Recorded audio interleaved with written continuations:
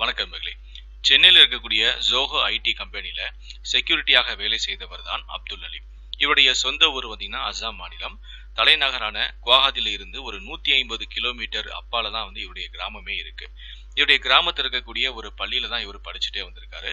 இவர் ரொம்ப படிக்கக்கூடிய மாணவன் சொல்ல முடியாது. ஆனா இவருடைய வகுப்புல முதல் 10 ரேங்குக்குள்ள இவர் வந்துருவாரு.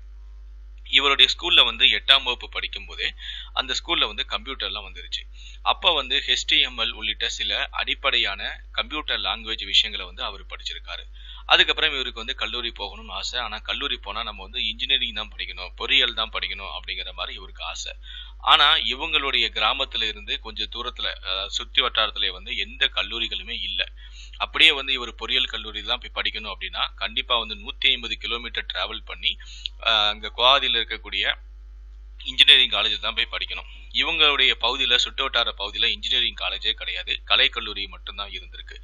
இவங்களுடைய குடும்பத்தோட வருமானம் வறுமையில இவங்களால அந்த கலை கல்லூரியில கூட சேர்ந்து படிக்க முடியாத ஒரு சூழல் ஏற்பட்டிருக்கு. அப்பா ஒரு டிரைவரா இருக்காரு. அதனால இவரால கல்லூரிக்கு போய் படிக்க முடியல. அதனால 10ஆம் வகுப்போடைய தன்னுடைய படிப்பை நிறுத்திட்டாரு. அப்ப அவருக்கு என்ன செய்யலாம், அடுத்து என்ன செய்யலாம் அப்படின்னு யோசிக்கும் போதுதான் நம்ம சென்னைக்கு போயிடலாம் அப்படிங்கிற மாதிரி அவருக்கு தோணிருக்கு. எதுக்காக அவர் சென்னைக்கு வந்தார் அப்படின்னு பாத்தீங்கன்னா, அவங்க ஊர்ல இருந்து சென்னையில நிறைய பேரு இங்க செக்யூரிட்டியாக வேலை செய்யறாங்க. அதனால நாமளும் சென்னைக்கு போயிட்டோம்னா நமக்கு தெரிஞ்சவங்க நிறைய பேர் அங்க இருப்பாங்க. அவங்க ரூம்ல போய் நம்ம தங்கிக்கலாம். நமக்கு ஏதாவது உதவி செய்வாங்க. அங்க தங்கிட்டு அப்படியே ஒரு செக்யூரிட்டியா நம்மளும் வேலைக்கு சேர்ந்துடலாம் அப்படிங்கிற ஒரு முடிவோட அங்கேருந்து ட்ரெயின் ஏறி வராரு. வந்த உடனே பாத்தீங்கன்னா அவர்கிட்ட 1000 ரூபாய் கையில இருந்துச்சு. அந்த 1000 ரூபாய்க்கு வச்சுட்டு 800 ரூபாய்க்கு சென்னைக்கு வரக்கூடிய டிக்கெட்டும் எடுத்துட்டார். 3 நாள் பயணம் செஞ்சுட்டு வராரு. அதுக்கப்புறம் சென்னையில இருக்கக்கூடிய மஹேந்திரா வேர்ல்ட் சிட்டில அங்க பல இடங்கள்ல அவர் வேலைக்கு தேடுறாரு. அவருக்கு வேலை கிடைக்கவே இல்லை. அதுக்கப்புறம் என்ன பண்ணிருக்காருன்னா, அங்கேயே அவங்க தெரிஞ்ச மகேந்திர சிட்டி வேலை தங்கி அவங்க தெரிஞ்ச நபர்கள்ட்ட தங்கி 1 மாசமா வேலை தேடி பார்க்கறாரு. வேலை கிடைக்கல. அதன் பிறகு அவர் அங்கே இருந்து ஆழ்வார்பேட்டையில போய் தங்குறாரு. அங்கேயும் வேலை தராரு. அங்கேயும் அவருக்கு வேலை கிடைக்கல.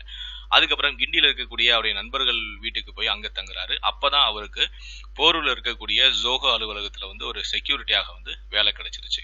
அந்த அந்த அந்த வேலை எப்படி அப்படின்னு பாத்தீங்கன்னா, அந்த அலுவலகத்துக்கு வரக்கூடிய பணியாளர் ஸ்கேன் செய்து அனுப்பக்கூடிய ஒரு பணிதான். ஷிஃப்ட் தொடங்கும் போது வேலை இருக்கும். அதே மாதிரி அந்த எல்லாம் ஷிஃப்ட் முடிஞ்சு போகும்போது வேலை இருக்கும். இடைப்பட்ட நேரத்துல அவருக்கு வேலை எதுவுமே இருக்காது. அந்த டைம்ல அந்த கம்பெனியுடைய ஃப்ரண்ட் டெஸ்க்ல அந்த ஒரு கம்ப்யூட்டர் இருந்துச்சு. அதுல இவருக்கு இந்த இடைப்பட்ட நேரத்துல என்ன செய்யறது, எப்படி பொழுது போக்குறது அப்படின்னு தெரியாம அந்த கம்ப்யூட்டர்ல இருந்து எதையாவது படிச்சுக்கிட்டே இருந்திருக்காரு.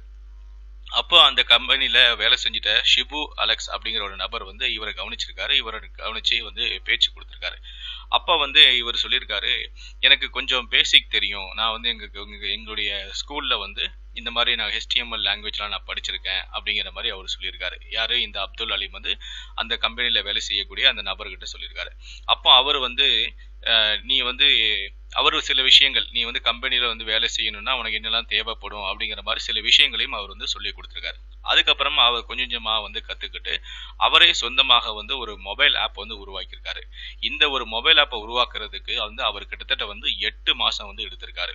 8 மாதமா அந்த நம்ம கிடைக்கக்கூடிய நேரத்தை அவர் படிச்சுக்கிட்டே ஒரு ஆப்பை உருவாக்கியிருக்காரு.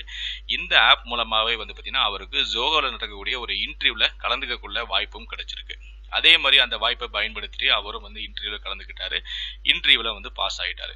பாஸ் ஆன பிறகு அவங்க என்ன சொல்லியிருக்காங்கன்னா, இந்த மாதிரி நீங்க இங்க வேலை செய்யணும் அப்படின்னா உங்களுக்கு இந்த தகுதி மட்டும் போகாது. உங்களுக்கு கூடுதலா நீங்க தகுதியை உயர்த்திக்கணும். நாங்க கூடுதலா உங்களுக்கு கிளாஸ் எடுக்கிறோம். நீங்க அந்த வகுப்புல சேர்ந்து படிச்சுட்டு அதுக்கப்புறம் இங்க வேலை செய்றீங்களா அப்படிங்கிற மாதிரி கேட்டு சொல்லியிருக்காங்க. அது போக நான் உங்களுக்கு படிக்கக்கூடிய ஒரு 2 வருஷம் நாங்க ட்ரைனிங் கொடுப்போம். அதை நீங்க படிக்கிறதுக்கும் நாங்க கொஞ்சம் ஊக்கத்தொகையும் கொடுப்போம். நீங்க அதை செய்றீங்களா அப்படின்னு சொல்லி கேட்டிருக்காங்க. அவரும் நம்ம இவ்வளவு தூரம் வந்துட்டோமே, ஒரு 2 வருஷம் தானே, நம்ம எவ்வளவு நாள் வேலை இல்லாம நம்மளுடைய நண்பர்கள் வீட்டுல தங்கி இருக்கோம், இது இவங்க ஊக்கத்தொகை வர கொடுக்குறாங்க, நம்ம எப்படியாவது நம்ம சமாளிச்சுக்கலாம் அப்படிங்கிற மாதிரி முடிவெடுத்துட்டு சரின்னு சொல்லிட்டு அந்த கிளாஸையும் அட்டன் பண்றாரு. கிட்டத்தட்ட 24 மாதம் 2 வருடமாக இந்த கிளாஸுக்கும் போறாரு. கிளாஸ் முடிச்ச உடனே அந்த கம்பெனிலே இவருக்கு வேலையும் கொடுத்துட்டாங்க. செக்யூரிட்டியாக வேலை செய்த அதே கம்பெனில இப்போ சாப்ட்வேர் துறைக்கு அவர் மாறி இருக்காரு அப்துல் அலீம். அசாம்ல இருந்து வரும்போது அப்துல் அலீமுக்கு வந்து அசாமி, பெங்காலி, ஹிந்தி மட்டும் தான் தெரியும். ஆனா சென்னைக்கு வந்த பிறகு அவரு தமிழ் நல்லாவே பேச கத்துக்கிட்டாரு. தமிழ் மட்டும் இல்ல, ஆங்கிலத்த கூட அவரு சென்னைக்கு வந்த பிறகு தான் அவர் கத்துக்கிட்டாரு. வாழ்க்கைய நம்ம அதன் போக்குல வாழாம, கொஞ்சம் நம்ம மெனக்கெட்டா, நம்மளுடைய வாழ்க்கை எப்படி நமக்கு ஏற்றார் போல மாற்றிக்கொள்ள முடியுமோ, அதற்கு ஒரு சிறந்த உதாரணம் தான் இந்த அப்துல் அலீம். அவருடன் பணிபுரிந்த பணியாளர்கள் பலர் வந்து இன்னைக்கு அப்படியே இருந்திருக்க கூடும். அதாவது செக்யூரிட்டியாக வேலை செய்திருக்க கூடும். அவர்களுக்கு வேறு எதுவும் தெரியாதோ அல்லது இதுவே போதும் என்ற எண்ணம் அவர்களுக்குள் இருக்கும். ஆனால் அப்படிப்பட்ட ஒரு மனநிலையிலிருந்து மாற்றி நாம் ஏதாவது செய்ய வேண்டும் அப்படின்னு கொஞ்சம் மெனக்கெட்டதால இன்னைக்கு அப்துல் அலீமோட வாழ்க்கை எப்படி மாறி இருக்கு பாத்தீங்களா? பொறியியல் கல்லூரியே இல்லாத ஊரில் இருந்து வந்து மற்றவர்களுக்கு முன்மாதிரியாக அப்துல் தற்போது இருக்கிறார். மாற்றத்துக்கான முதல் படியை நாம் எடுத்து வைத்தால் வாழ்க்கை பல படிகளையும் வாய்ப்புகளையும் உருவாக்கும் என்பதற்கு அப்துல் அலீம் ஒரு மிகச்சிறந்த உதாரணம். இந்த வீடியோவை பற்றி உங்களுடைய கருத்துக்களை கீழே இருக்கக்கூடிய கமெண்ட் செக்ஷன்ல மறக்காம சொல்லுங்க.